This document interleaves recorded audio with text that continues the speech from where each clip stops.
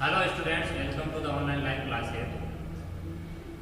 बच्चों, पिछली क्लास में हमने आयत, वर्ग, त्रिभुज, चतुर्भुज इन पे आधारित जो क्वेश्चन है वो हल किए। आज की इस क्लास को फिर से आगे बढ़ाते हैं, कुछ और टाइप के क्वेश्चन लेते हैं। तो आज का हमारा पहला क्वेश्चन है, एक खेत की लंबाई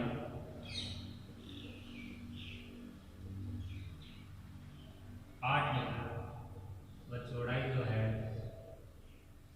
क्वेश्चन को अच्छे से समझिए, चौड़ाई 6 मीटर है। इसमें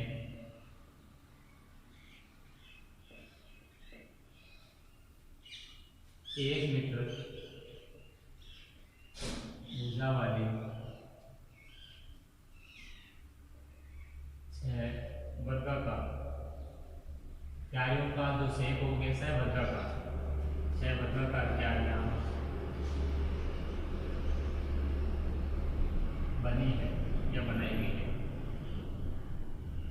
आगे बढ़िए। खेत की शेष भूमि का क्षेत्रफल क्या होगा? यहाँ खेत की शेष भूमि का क्षेत्रफल पूछा। भूमि का क्षेत्रफल क्या होगा?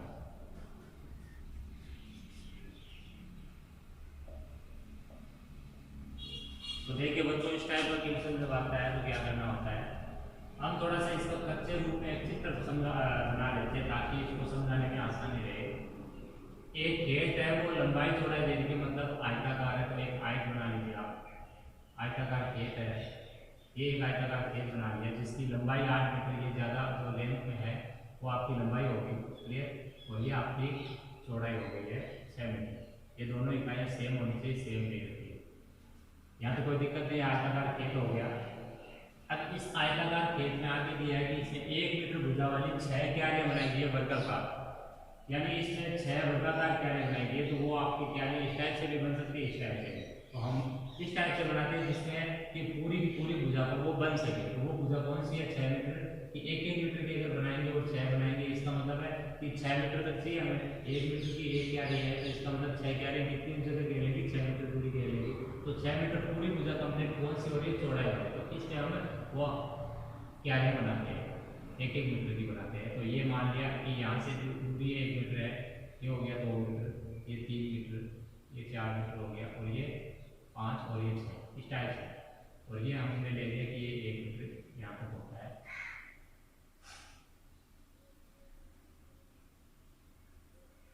ये हमने बच्चों 6 क्यारियां बना ली। कितनी क्यारियां बना ली? 6। ये 6 वर्गाकार क्यारियां है, इसका मतलब इनकी लंबाई और चौड़ाई क्या है? समान है। अब इसने पूछा है कि अगर ये क्यारियां बन गई तो खेत की शेष भूमि का क्षेत्र कितना है, यानी इन क्यारियों में खेत की भूमि का जगह है उसको घेर रखा है। इसका मतलब है कुछ जगह इन्होंने घेर ली तो कुछ जगह फिर भी बच गई। तो वो जो जगह बच रही है, जो यहाँ पर ये जगह दिख रही है आपको, जो अभी मैं छायांकित कर रहा हूँ, ये जो छायांकित करने के बाद में ये जो जगह बच रही है, ये जो छायांकित करने के बाद में तो बची है वो शेष भूमि है। वो आपकी कैसी भूमि है? वो शेष भूमि है। और इस शेष भूमि का आपको क्या निकालना है? क्षेत्रफल। यह आपकी शेष भूमि है। शेष भूमि यानी जो बची हुई भूमि है वो है। यह आपकी क्यारियां है, ये आपकी क्या है? वर्गाकार क्यारी। वर्गाकार क्यारियां ही ये है आपका चित्र, आयताकार खेत। आयताकार खेत। अब इस चित्र से हम आसानी से समझ सकते हैं कि हमें अगर ये शेष भूमि का क्षेत्र निकालना तो किस टाइप से करना। हमें पहले पूरे इस आयताकार खेत का क्षेत्र निकालना है, क्लियर। तो वो आयत के क्षेत्र के सूत्र से 8 गुणा 6 48 वर्ग निकालना है। फिर हमें वर्गाकार 6 जो क्यारियां बन रही है उसका भी क्षेत्र निकालना होगा, क्योंकि शेष का मतलब हमें घटाना पड़ेगा, बड़े में से छोटा घटाना। बड़ा खेत है उसमें क्यारियां छोटी छोटी जो इसे रख रही है वो है। तो क्यारियों का क्षेत्रफल कैसे निकलेगा? एक क्यारी वर्गाकार, तो उसका क्षेत्रफल वर्ग के क्षेत्रफल यानी भुजा गुणा भुजा से। भुजा 1 मीटर है तो क्यारी का क्षेत्रफल कितना आ जाएगा? 1 मीटर, वर्ग मीटर। अब एक क्यारी का वर्ग 1 वर्ग मीटर है तो 6 क्यारी को कितना हो गया बच्चों? 6 वर्ग मीटर। अब 48 पूरे में से अगर 6 वर्ग मीटर माइनस कर देंगे तो वो शेष भूमि जो यहाँ पर छायांकित कर रहे थे उसी का क्षेत्रफल है। तो अब हमारा सवाल स्टार्ट करते हैं। सबसे पहले लिखेंगे दिया गया है आयताकार खेत की लंबाई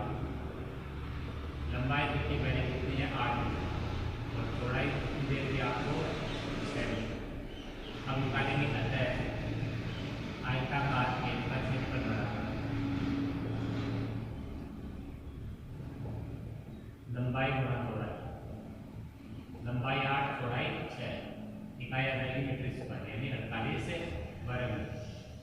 ये आयताकार एक पूरे का क्षेत्रफल आए। अब इसमें हम लिखेंगे पुनः ये वर्गाकार क्यारी की भुजा, इसमें वर्गाकार क्यारी बनाई गई है। उसकी भुजा कितनी बच्चों? 1 मीटर। अतः एक वर्गाकार क्यारी का हम क्या निकाल लेते? क्षेत्रफल। क्यारी का क्षेत्रफल बराबर 1 गुणा 1 यानी कितना हो जाएगा? 1 मीटर स्क्वायर या 1 वर्ग मीटर। तब टोटल कितनी क्यारियां उनकी संख्या देखिए 6। तब 6 वर्गाकार क्यारियों का क्षेत्रफल बराबर कितना हो जाएगा? 1 का 1 का, तो 6 का कितना हो जाएगा? 6 गुना हो जाएगा, तो यह आ जाएगा 6 वर्ग मीटर। ये 6 क्यारियों का क्षेत्रफल आया। अब आपको शेष भूमि का क्षेत्रफल निकालना है, तो अतः लिखोगे शेष भूमि का क्षेत्रफल बराबर 48 में से कितना घटाना है? 6।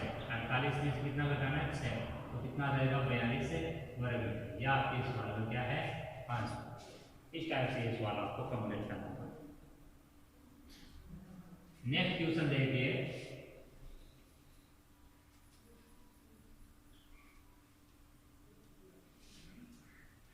नेक्स्ट क्वेश्चन है बच्चों हमारे पास कि कोई आयत या कोई वर्ग के लिए ये कह दिया जाएगा कि आयत या वर्ग की भुजा आपकी दे रखी है और उसके क्षेत्रफल में कितना गुना वृद्धि होगी या कितना गुना कमी होगी।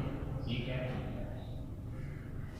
यानी आयत है, उसकी लंबाई चौड़ाई दे दी और फिर कह दिया कि उसकी लंबाई को इतना गुना कर दिया या लंबाई चौड़ाई को इतना गुना कर दिया, तो आयत के क्षेत्रफल में कितना बदलाव आएगा, कितना गुना बदलाव आएगा। इस टाइप के क्वेश्चन करेंगे हम। तो देखिए क्वेश्चन समझिए पहले। सेकंड क्वेश्चन आज का, आयत के क्षेत्रफल में क्या बदलाव होगा या परिवर्तन होगा? क्षेत्रफल में क्या बदलाव होगा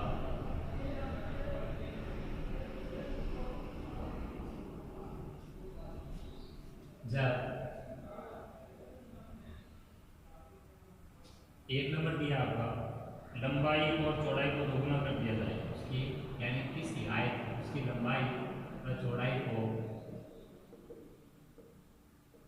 कितना कर दिया जाए? 2 गुना कर दिया जाए।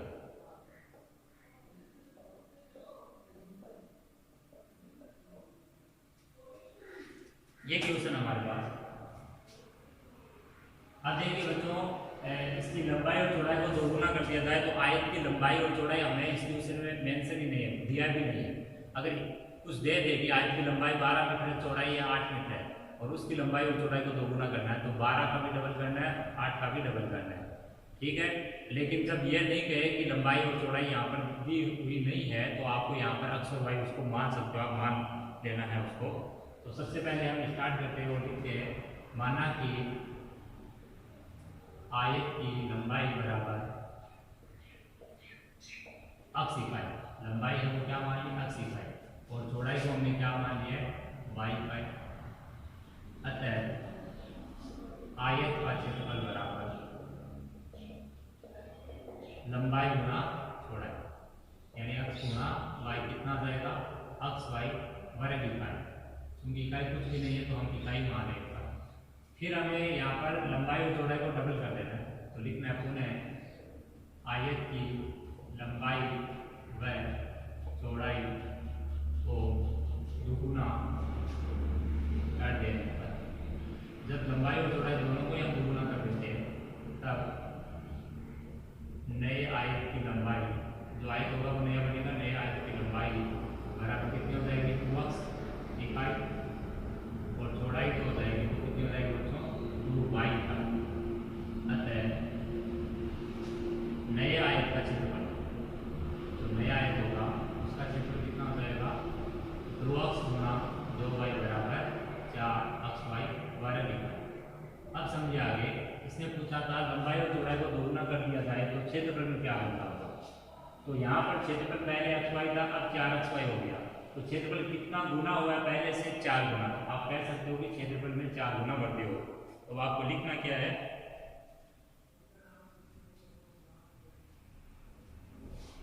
अर्थात नए आयत का क्षेत्रफल, नए आयत का क्षेत्रफल पुराने आयत के क्षेत्रफल का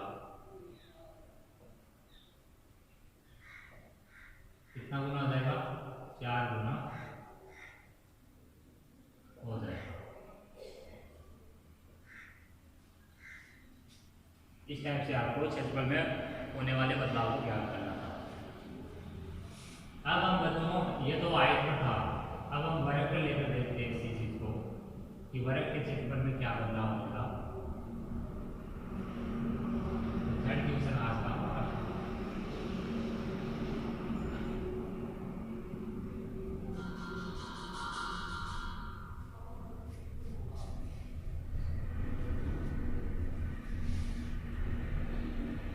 थर्ड डिवीजन, एक वर्ग के क्षेत्रफल में क्या परिवर्तन होगा, क्या परिवर्तन होगा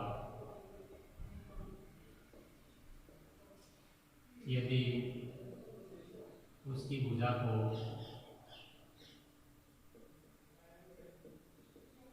क्या कर दें हम, एक बार तो आधी कर दें और सेकेंड टाइम हम इसी को क्या कर दें, दुगुना कर दें। यहाँ पर दो डिवीजन लिए मैंने एक सवाल में, जब भुजा आधी करते हैं तब क्षेत्रफल में क्या बदलाव होगा, दुगुना करते हैं तो क्या बदलाव होगा। तो हम दोनों को एक साथ करेंगे सवालों को। पहला हमारा एक नंबर, जब भुजा आधी करते, सबसे पहले यहाँ पर चूंकि भुजा नहीं दे रखी है तो हम भुजा को क्या मान लेते हैं, अक्ष। तो लिखना है, माना कि प्रारंभ में वर्ग की भुजा बराबर अक्ष से इकाई, क्षेत्रफल में बदलाव चाहिए तो तब वर्ग का क्षेत्रफल बराबर, क्षेत्रफल का सूत्र होता है भुजा स्क्वायर या भुजा गुना भुजा, अक्ष गुना अक्ष कितना आ जाएगा बच्चों, अक्ष स्क्वायर वर्ग इकाई। यह सबसे पहले शुरुआत में जब भुजा अक्ष है तब क्षेत्रफल है। अब हमें कहा था कि भुजा को आधी करते हैं, तो लिखना है उन्हें भुजा को आधा करने पर, भुजा कितनी मानी थी, अक्ष, आधा करने का मतलब कोई चीज का उसको 1/2 से मल्टीप्लाई, अक्ष बटा 2 इकाई हो जाएगा। नई भुजा कितनी आ गई, नई भुजा आपकी जो है वो है अक्ष बटा 2 इकाई। अतः अब निकालना है नए वर्ग का क्षेत्रफल। नए वर्ग का क्षेत्रफल कितना आ जाएगा, भुजा स्क्वायर का वही फॉर्मूला, अक्ष बटा 2 का होल स्क्वायर, अक्ष बटा 2 का होल स्क्वायर कितना होता है, अक्ष स्क्वायर बटा 4 वर्ग इकाई या इकाई का स्क्वायर। तो देखिए बच्चों, पहले अक्ष स्क्वायर क्षेत्रफल था, अक्ष स्क्वायर बटा 4 हो गया। तो कहने का मतलब है कि आपको क्षेत्रफल में जब बदलाव ज्ञात करना है तो जो नया वाला आया है उसमें पुराने वाले का क्या लगा दो, आप भाग लगा दो। नया वाला आया उसमें पुराने वाले का भाग लगा दो। जैसे पिछले वाले में 4xy आया था, पहले xy था, तो कहने का मतलब वो कितना गुना हो गया था, 4xy में xy का भाग लगाया तो 4 गुना लगा। अब की बार नए वाले जो वर्ग के क्षेत्रफल में पुराने वाले वर्ग के क्षेत्रफल का भाग लगाएंगे तो अक्ष स्क्वायर करके कितना आ जाएगा, 1/4। तो कहने का मतलब आप कह सकते हो कि क्षेत्रफल कितना हो जाएगा, 1/4 हो जाएगा। अर्थात नए वर्ग का क्षेत्रफल कितना हो जाएगा, पुराने वर्ग के क्षेत्रफल का 1/4। 1/4 का मतलब होता है 1/4 हो जाए। ये कैसे आया, यह आया बच्चों, अक्ष स्क्वायर बटा जो 4 है नया वाला, उसमें आपको पुराने वाले का क्षेत्रफल का भाग लगाना है। अक्ष स्क्वायर कट गया तो कितना रह गया, 1/4। तो यहाँ से 1/4 मिला है। हमेशा इसी प्रकार आपको नए वाले जो आकृति के क्षेत्रफल में पुराने जो आकृति है उसी के क्षेत्रफल का भाग लगाना है। सेकेंड यहाँ पर करते हैं, जब भुजा को दुगुना करते, जब भुजा को दुगुना करते हैं, हल देखिए इसका, माना कि शुरुआत में भुजा कितनी मान रहे हैं, अक्ष, माना कि प्रारंभ में वर्ग की भुजा कितनी है, अक्ष इकाई। अतः पुराने वर्ग का क्षेत्रफल बराबर भुजा स्क्वायर के सूत्र से कितना आ जाएगा, अक्ष स्क्वायर वर्ग इकाई। पुराने वर्ग का क्षेत्रफल अक्ष स्क्वायर। अब है जब भुजा को दुगुना कर दे, हमें दुगुना करने को कहा है, कितना आ जाएगा, 2 से गुना करेंगे अक्ष को तो कितना आ जाएगा, 2 अक्ष इकाई। जब 2 अक्ष इकाई भुजा है तब वर्ग कैसा बन गया, नया। अतः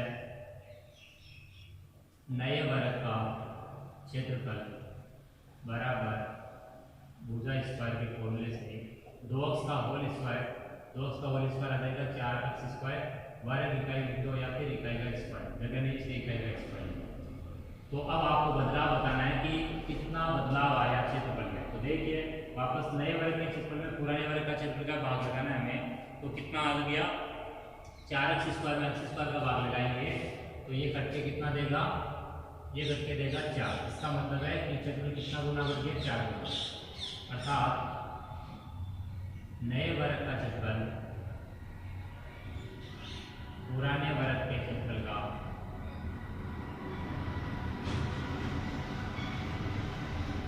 4 गुना, 4 गुना। इस टाइप से हमें इस प्रकार के क्वेश्चन करने होते हैं। अगला क्वेश्चन देखते हैं अब।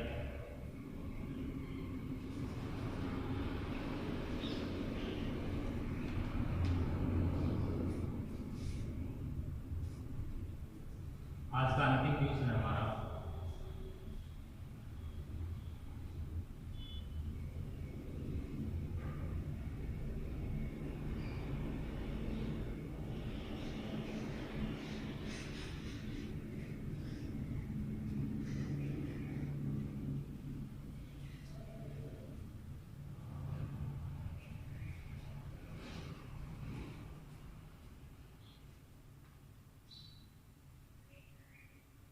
फोर्थ क्वेश्चन है ये।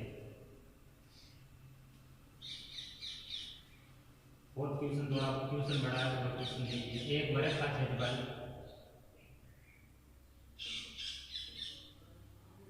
64 वर्ग सेमी है। कितना बच्चों, 64 वर्ग सेमी है। एक आयत का परिमाप, आयत का परिमाप, एक आयत और उसका परिमाप इस वर्ग के परिमाप के समान है। इस वर्ग के परिमाप के समान है।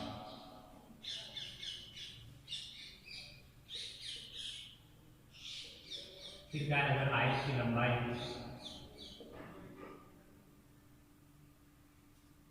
सॉरी अगर आयत की चौड़ाई, लंबाई नहीं कहा, आयत की चौड़ाई 6.5 ना, 6.5 सेमी हो तो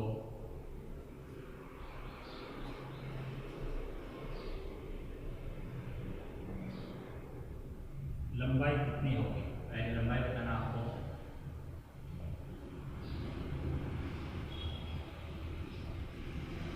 फिर ऊंचाई ज्ञात कीजिए, किसका क्षेत्रफल अधिक है, ज्ञात कीजिए इसका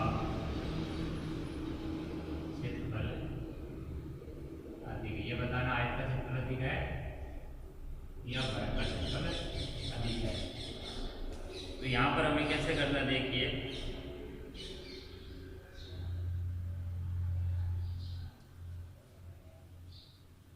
मैंने यहाँ पर पिछले लेक्चर में ये चीज़ें बताई थी कि जब भी कोई आकृति का परिमाप क्षेत्रफल दिया हुआ होता है तो उसको हमेशा फॉर्मूले के बराबर रहना ही होता है, उसको फॉर्मूले के बराबर ही रखना होता है।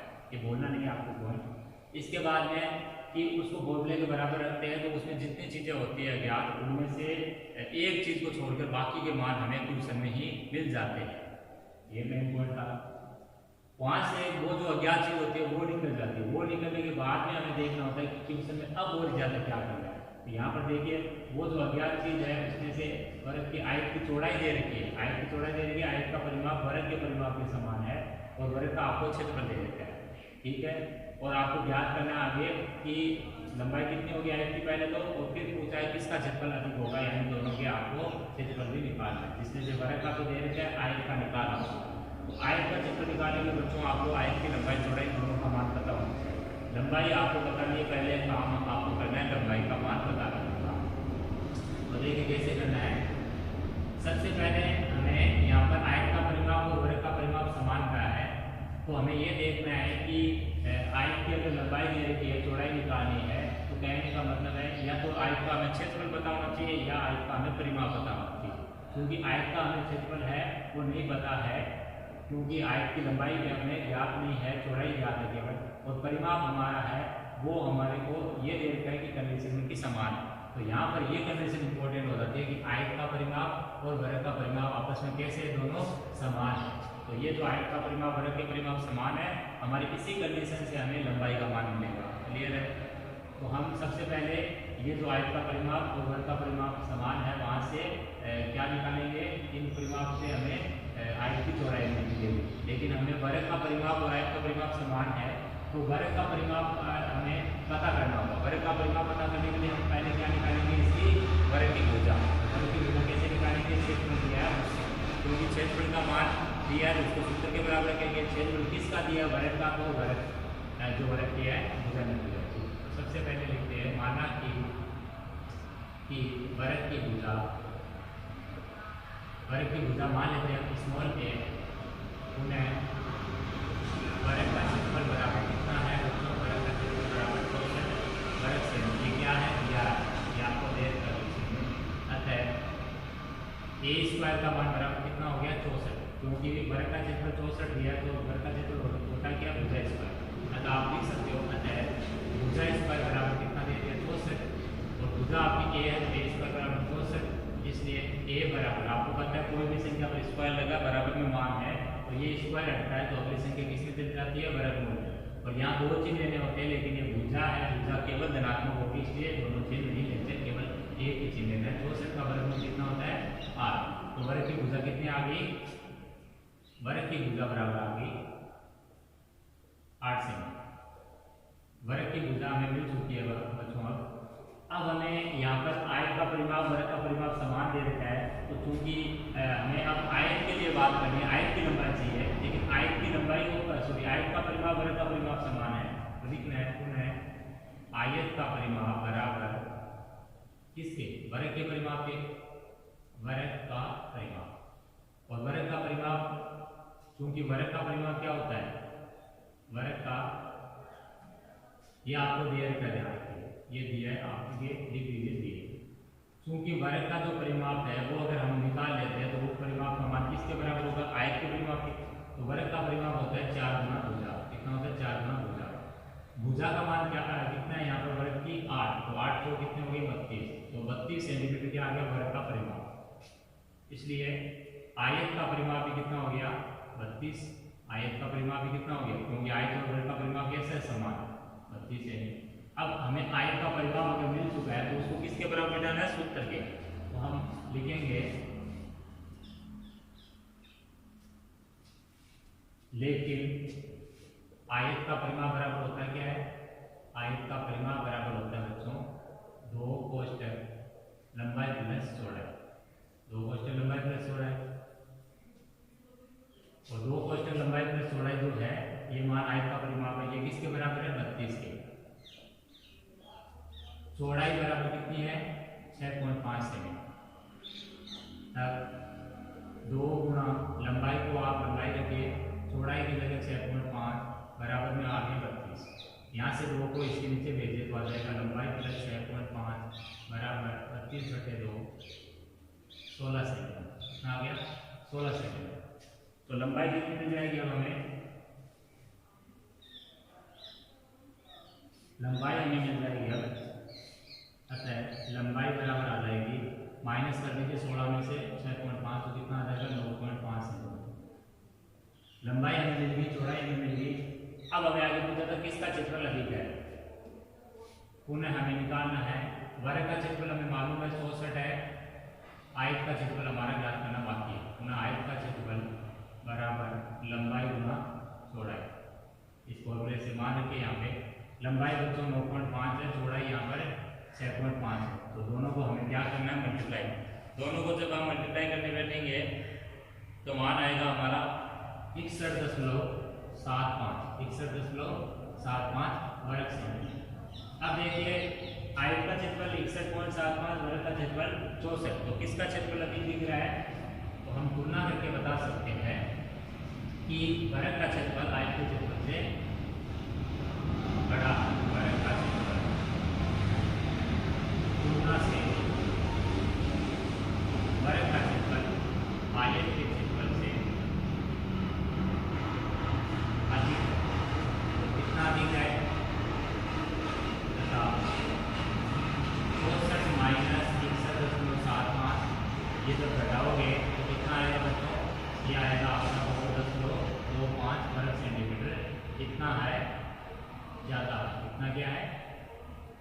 ज़्यादा है। किसका क्षेत्रफल? वर्ग का क्षेत्रफल आयत के क्षेत्रफल से 2.25 वर्ग सेंटीमीटर ज़्यादा है। तो आज की इस क्लास को यहीं पर विराम देते हैं। आई होप यह क्लास आपको अच्छी लगी होगी, समझ में आ रहे होंगे हर एक चीज़ आपको। और आप अगर यूट्यूब चैनल पर जुड़ रखें तो वहाँ पर वीडियो को आप लाइक कीजिए, शेयर कीजिए ज़्यादा से ज़्यादा बच्चों को। और भी अगर आपको कोई दिक्कत आ रही है तो जो अपना व्हाट्सएप ग्रुप है उसमें कुछ चीज़ें हैं वो वहाँ पर